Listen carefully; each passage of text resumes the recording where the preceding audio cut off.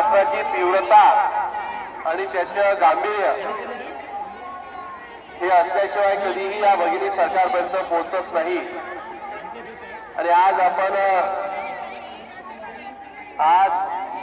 सर्व भगिनी नागपूरमध्ये इथं पोहोचल्या। मी खरं तर यातल्या आमच्या बऱ्याचशा भगिनी मला कामाच्या माध्यमातून ओळखतही असतील। नुसतं येऊन एखाद्या विषयावर राजकीय भाषण करायचं आणि राजकारणात दोन गट नक्की असतात।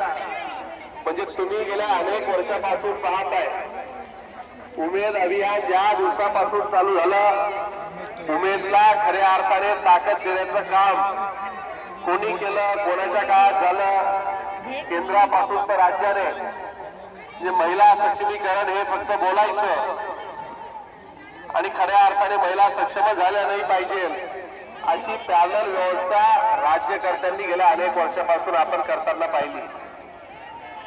अनेक राज्यात शिक्षण बदलली, सरकार बदलली, काहींनी फक्त आश्वासनं दिली